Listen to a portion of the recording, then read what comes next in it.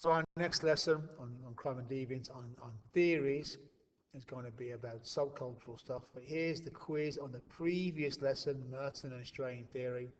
Read the questions, answer them. If you don't know the answers, look at the previous video. So, subcultures and crime. Yeah. Peer groups, status deprivation, you're deprived of high status. Okay, yeah, let's crack on. So, this work comes from a bloke called Albert Cohen. Cohen's big art is an interactionist. His argument with people like Merton, he said Merton and the functionalists, they're looking at individuals and their response and why they're doing things. He said, no, we're sociologists. We need to look at groups of people. We need to look at subcultures, like what's going on with a subculture's norms and values to make them do smash up phone boxes, do graffiti. Because there's no, the strain theory doesn't really explain that, he said. It doesn't really explain why they're smashing up phone boxes. So, his research, in his book Delinquent Boys, The Culture of the Gang, he talked about deviant subcultures. He talked about working class boys suffering from status deprivation. It's exactly the same theory as the Hargreaves theory about anti-school peer groups. People suffering from status deprivation. They are deprived of status. They are looked down on. They're trash, they're scum, they're chavs. That leads them to suffer from status frustration. They want high status, but they are not getting it from the main culture.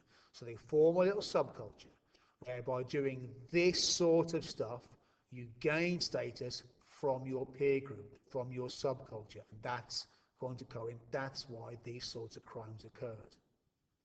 Yeah. Very influential idea. Other social scientists have repeated the research and come up with their additions to it. Cloward, Olin, Walter Miller, they've all added things. And Miller, in particular, we're going to make a note of here. Miller added that the groups, these subcultures, had 6, he called them focal concerns. Their little subculture was based around 6 things. Causing trouble to gain status. Being physically tough, fighting and being good at fighting. Gaining excitement, because their life's boring, they gain excitement. Smartness, not being good at tests, but being clever, being quick-witted, getting out of things. Fatalism, they've sort of given up. My life's going to be rubbish, so I might as well make the best of it. And autonomy. These subcultures wanted to have some autonomy, to have some control over their own lives. Right. The new right, people like Charles Murray, think this is a good idea. And yeah, you're right. These subcultures, they are causing crime. But in particular, he focused on this subculture being, he called it, being the underclass, and being caused mostly, these boys with their lone parent families on benefits, they've got a different culture to the rest of us, and they formed a subculture where committing low-level crime or even serious crime has become normal to them. So the New Right and Charles Murray agrees with this idea, and they say it's formed an underclass. David Matzer, in his book Delinquency and Drift, takes a wholly different view. He says you are wrong to look at these groups committing crime. He says everybody, or most people, at some point in their life, drifts a little bit into some crime.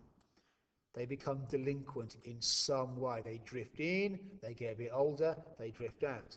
They commit a little bit of crime here, a little bit of crime there, don't even think about it.